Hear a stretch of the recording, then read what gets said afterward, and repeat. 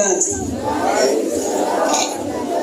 الحمد لله على واسع فضله وسابغ نعمه، والصلاة والسلام على سيدنا محمد صلى الله عليه وسلم صفوة رسله وعلى آله وأصحابه أجمعين. أما بعد، منظومة المقدمة فيما يجب على قارئ القرآن أن يعلم من نزل إمام الحفاظ والحجة القراء محمد بن علي بن يوسف المعروف بابن الجزري رحمه الله تعالى.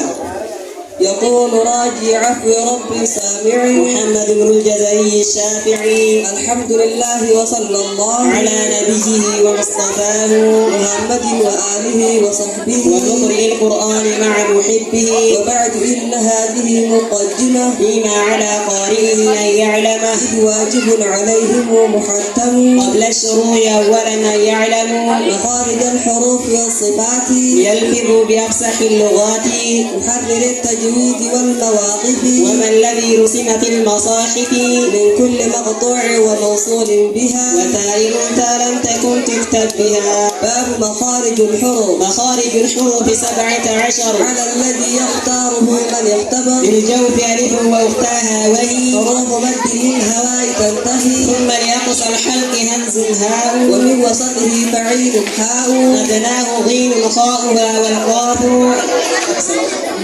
أقصى اللسان فوق ثم الكاف، أسفل والوسط بديل الشيا، والقاد من حافته إجوليا، مضراس من أيسر ويمناها، واللام أدناها من منتهاها، والنون من طرفه تحت جعلوا، والراء دانيه بظهر أدخل، والطاء والدال وتا منه ومن عليا الثنايا والصفير مستكن منه ومن فوق الثنايا السفلى، والطاء والدال وتا للعليا من طرفيهما ومن بطن الشفة أنفى مع أطراف الثنايا المشرفة، للشفتين الواو باء الميم، وهن